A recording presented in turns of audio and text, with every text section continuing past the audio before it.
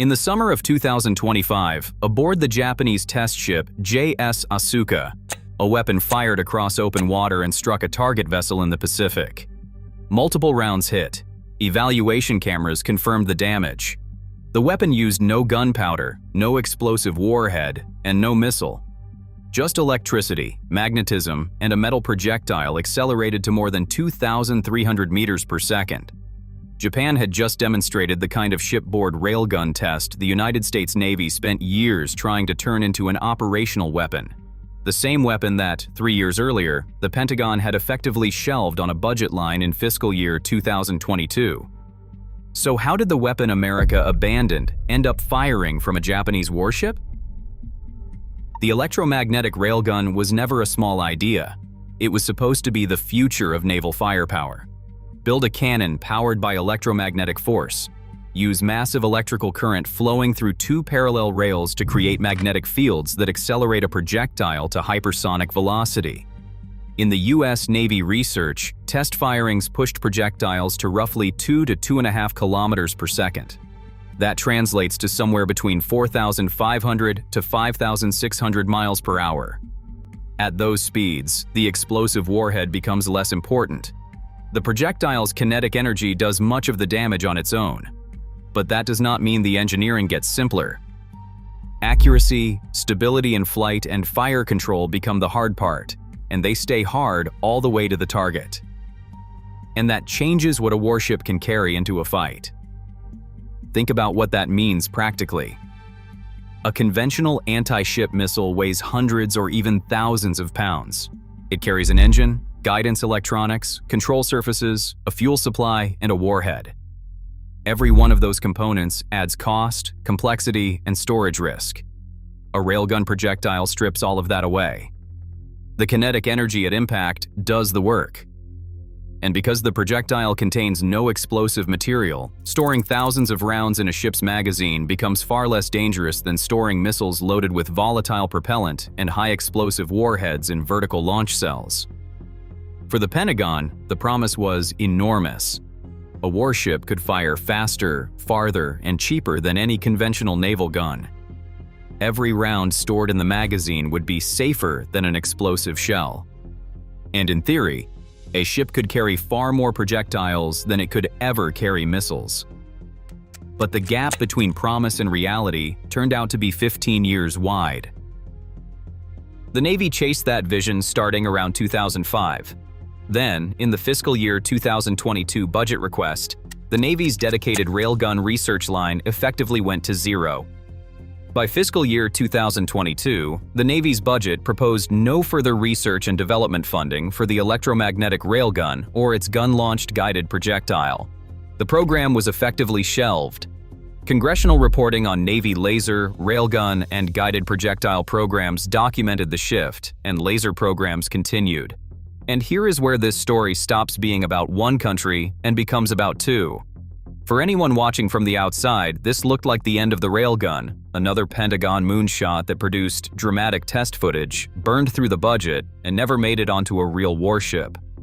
But across the Pacific, someone had been paying very close attention. So why did this weapon die in America and survive in Japan? The answer starts inside the engineering bays of the US Navy's test facilities and ends with a map of the Western Pacific. But the engineering came first. The US program did not fail because the physics were wrong. The physics worked fine. The engineering is what crushed it, and the engineering problems came in 4 layers. The first was power. A single railgun shot demands millions of joules of electrical energy delivered in milliseconds. That means the ship needs upgraded power generation, energy storage systems, pulse-forming networks, cooling infrastructure, and a way to integrate all of that with the rest of the vessel's combat systems. You are not bolting a gun onto a deck. You are redesigning how the ship distributes electricity. The second was heat. When massive current flows through the rails during a shot, the rails take damage. They erode, warp, and degrade. The very mechanism that launches the projectile also destroys the launcher over time. But those two problems were just the beginning. The next two would prove even harder to solve. The third was repetition. Firing once for a press release is one thing. Firing again and again, with consistent velocity and accuracy under realistic conditions, is a completely different engineering challenge. A weapon that works brilliantly on shot number 1 and fails on shot number 15 is not a weapon. It is a science experiment. And the fourth problem was competition. By the early 2020s, the Navy had other programs demanding attention, from hypersonic missiles and directed energy weapons to electronic warfare systems and better missile interceptors. These were programs with clearer timelines, more predictable engineering paths, and more immediate battlefield relevance. So the Navy made a practical decision. The railgun was not ready for the fleet, and other programs were closer to deployment. That did not mean the idea was not dead everywhere. Later reporting indicated that the Navy conducted extreme velocity launch tests at White Sands Missile Range in February 2025, related to railgun-era technologies and broader hypersonic weapons research. The science did not disappear, but the dream of putting a railgun on a destroyer and sending it into the Pacific, that dream was put on hold. Tokyo, 2016. While the Pentagon was winding down its railgun program, the Ground Systems Research Center at ATLA was ramping up. The early benchmarks were specific and revealing. The initial research phase, running from fiscal year 2016 through 2022, targeted a muzzle velocity of 2,000 meters per second and a barrel life of 120 rounds. By 2025, official materials from ATLA reported the system had surpassed both targets, achieving over 2,300 meters per second and more than 200 rounds of rail durability. That durability figure is the detail worth focusing on, because Japan was not just trying to prove that a railgun could fire fast. Japan was trying to prove it could fire repeatedly. A weapon that breaks after 10 shots is a prototype. Rails demonstrated for more than 200 shots are the beginning of something engineers can start designing operations around. From fiscal year 2022 through 2026, ATLA moved into its next research phase, focused on turning the launcher into a usable gun system. The priorities were continuous firing capability, projectile stability after launch, fire control integration, and miniaturized power supply systems. None of those engineering targets make headlines, but they represent the exact problems that defeated the American program. Japan looked at the same wall and decided to keep climbing. To put that velocity in perspective, many conventional naval gun rounds leave the barrel around Mach 2 to Mach 3. The railgun's 2,300 meters per second is nearly Mach 7. That is a different category of speed entirely. Fast enough to compress the target's reaction time dramatically, and fast enough to make interception extremely difficult. But speed without accuracy is just a fast miss. At hypersonic velocity, the air is brutal. A projectile that wobbles, tumbles, or destabilizes will lose speed, lose precision, and become useless before it reaches anything worth hitting. That is why ATLA's current research specifically includes projectile stability after the round leaves the barrel and fire control systems designed around the unique behavior of railgun projectiles. But the 2025 trial aboard JS Asuka matters for a reason beyond the technology itself. The system was mounted on a real ship, aimed at a real target, and fired under real conditions at sea.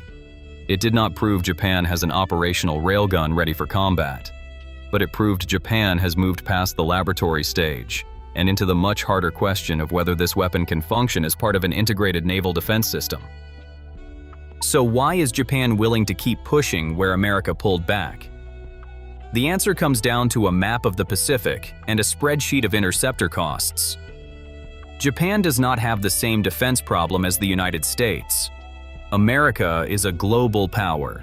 It projects force across every ocean, operates carrier strike groups on multiple continents, and thinks in terms of expeditionary warfare and global logistics. Japan's problem is more concentrated and more immediate. The country sits inside the missile envelope of multiple heavily armed neighbors. China's missile forces have grown dramatically in both quantity and capability. The People's Liberation Army Rocket Force fields a large and growing inventory of conventional ballistic and cruise missiles, many of them specifically designed to strike ships and military bases across the Western Pacific.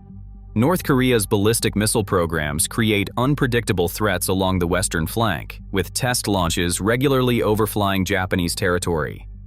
And Russia's military activity in the region, increasingly coordinated with China, adds pressure from the north, stretching Tokyo's defensive attention across 3 axes simultaneously.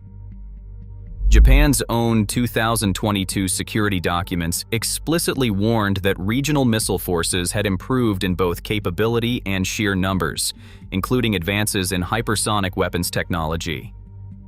These are weapons designed to evade existing missile defenses by flying at extreme speed and maneuvering unpredictably during flight. The strategic landscape Japan is preparing for is one defined by saturation, the possibility of large numbers of incoming missiles arriving simultaneously from multiple directions. If this kind of strategic analysis is useful to you, hit subscribe. I break down defense technology and the forces reshaping modern warfare every week. But understanding the missile threat is only half the problem. The harder half is the math of defending against it. Modern warships carry their interceptors in vertical launch cells. A major Aegis destroyer like the Arleigh Burke class has 96 cells, but that magazine is still finite. A large interceptor consumes an entire cell. Smaller missiles like the evolved Sea Sparrow missile can sometimes be quad-packed, 4 to a cell, but the bigger threats demand bigger interceptors. And while the US Navy demonstrated its Sea Vertical Launch System reloading for the first time in late 2024, that capability is not yet a routine part of combat operations. For now, once a cell is empty in a fight, it stays empty. Every time a ship fires a high-end interceptor against an incoming threat, it spends one of a limited number of shots. Now consider the cost.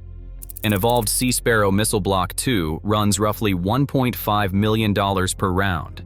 A SM-6 interceptor costs over $4 million. The SM-3 variants designed to kill ballistic missiles cost far more than that. And against lower-cost cruise missiles, modified ballistic threats, or swarms of expendable drones costing a fraction of the interceptor price, the defender is spending far more per shot than the attacker. Over the course of a sustained engagement, that imbalance compounds. Every interceptor fired is one fewer available for the next wave. This is the magazine depth problem, and it may be the most important equation in modern naval defense. You can win every individual engagement and still lose the war if you run out of interceptors before the attacker runs out of things to throw at you. And this is exactly where Japan's railgun program stops being a science experiment and becomes a strategic calculation. A railgun does not solve this problem by itself. The gun, the power system, the cooling, the fire control integration, and the ship modifications are all expensive. Nobody is claiming railgun rounds are free. But the projectile itself is fundamentally simpler than a missile. A missile is a flying machine with an engine, fuel, guidance electronics, control surfaces, and a warhead. A railgun round is closer to a guided or unguided high-speed dart.